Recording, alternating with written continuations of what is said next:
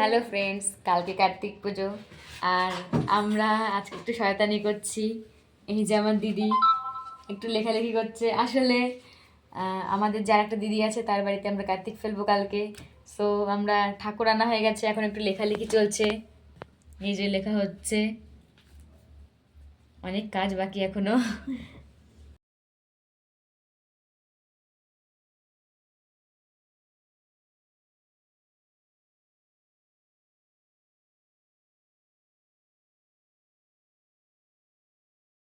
দেখো গাইস, আমাদের কার্তিক চলে এসেছে।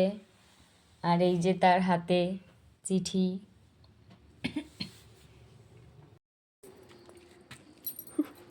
আর এখন এই ভোর 4টের সময় আমরা চলে যাচ্ছি দিদিবাড়ির দিকে কার্তিক নিয়ে।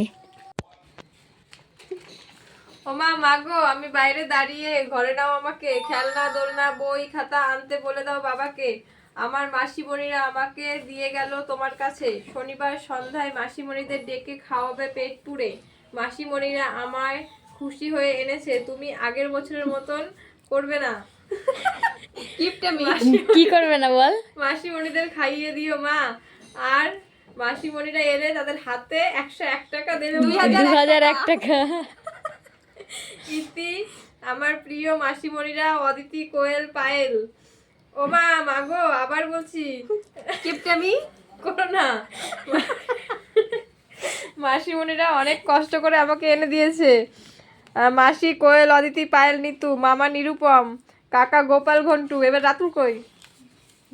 খাবারের তালিকা খিচুড়ি আর বেগুনি, আর কিছু চাই না এরা। দেখো পড়ছে না, কত কিছু লেখা। কিপটে।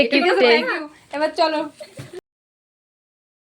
কালকে আমরা ঠাকুর দিয়ে গেলাম, আর এখন আমাদের দিদি আমাদের দিয়ে সব কাজ করাচ্ছে। এখন আমাদের বাজারেও নিয়ে যাচ্ছে, আর না জানি বাড়িতে কি কি কাজ করতে হবে। তো আমরা এই যে 3 বোন, আর ওটা আমার দিদি শ্বশুর, আমরা যাচ্ছি বাজারে। আজকে কিছু করার না করে কালকে সব থালা বাসন ধোয়া হবে। আজকে রাতে। তো দেখো, যেমনটা আমরা বলছিলাম যে আমাদের দিয়েই আমাদের দিদি সমস্ত কাজ করাবে। তো বাজার থেকে আসতে পারলাম না, এর মধ্যে বসিয়ে দিল আলপনা দিতে। আমরা 2 বোন আলপনা দিচ্ছি, ওদিকে আমার দিদির শ্বশুর মালা গাচ্ছে ঠাকুরের জন্য। যদিও আমার দিদিও কাজ করছে, ময়দা মাখলো, একটু লুচি বানাবে, নারকেল কোড়ালো নাড়ু বানানোর জন্য। এদিকে আমাদের আলপনা দেওয়াটাও প্রায় কমপ্লিট, প্রায় না মানে পুরোটাই কমপ্লিট হয়ে গেছে। তারপরে আরও কিছুটা কাজ করেছিলাম, যেটা ভিডিও করা হয়নি।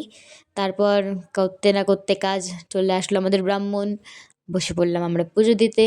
আমরা 3 বোন, দিদির শাশুড়ি, দেওর আর দিদা শাশুড়ি সবাই মিলে পুজো করলাম। আর তারপরে ব্রাহ্মণ চলে যাওয়ার পরে সবাই মিলে হাতে হাতে একটু গুছিয়ে সবাইকে প্রসাদ দিয়ে দিলাম।